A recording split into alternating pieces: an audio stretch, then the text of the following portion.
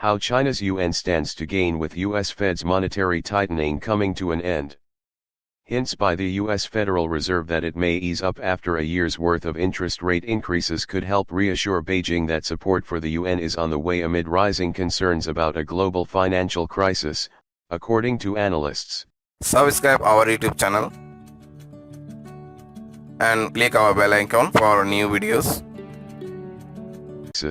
According to analysts, China's financial policymakers have raised alarms about spillover effects in the banking sector following the collapse of Silicon Valley Bank and Signature Bank, as well as the crisis at Credit Suisse.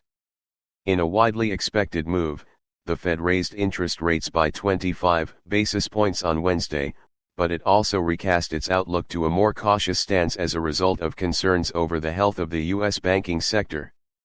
We believe that whether the Fed raises interest rates by 25 basis points or does not raise interest rates, it will not change the reality that the Fed's tightening monetary policy cycle is coming to an end, said analysts at Founder Securities on Wednesday, referring to the series of U.S. rate increases over the past year.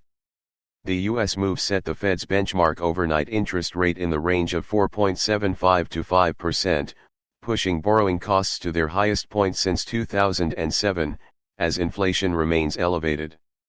Even if the Fed will not enter the interest rate cut cycle immediately, the stability of monetary policy will be conducive to the improvement of market risk appetite and the transfer of funds to risky assets, Founder Securities analysts added.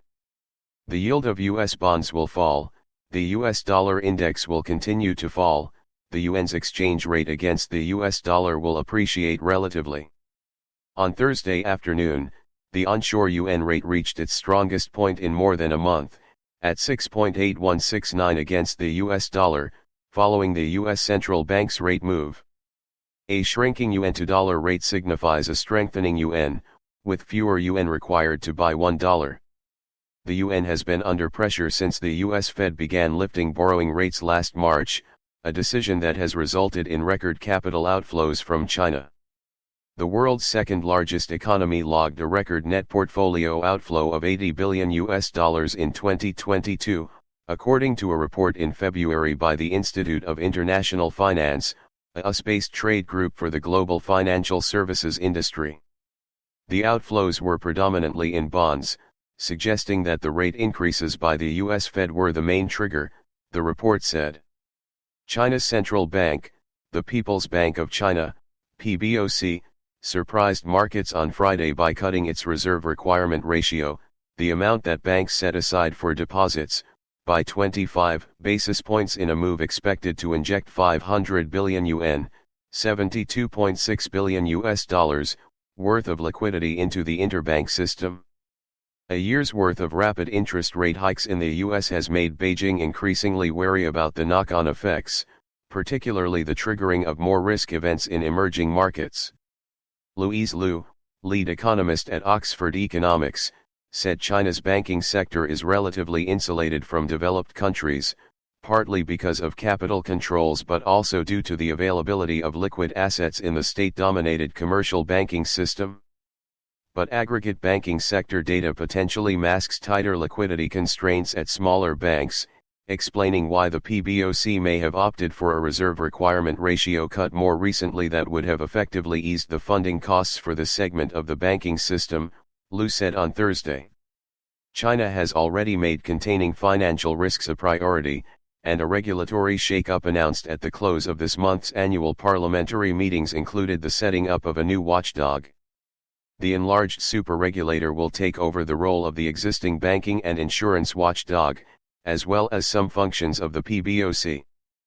Provincial governments, including in Hebei, have also stepped up their liquidity support for regional small to medium-sized banks.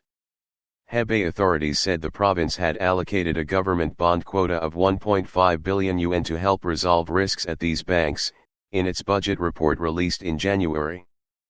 The setting up of a new watchdog.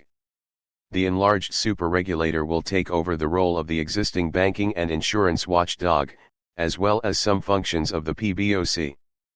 Provincial governments, including in Hebei, have also stepped up their liquidity support for regional small to medium-sized banks.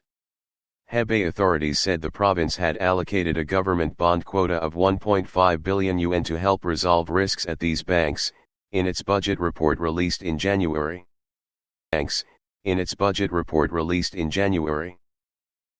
Subscribe our YouTube channel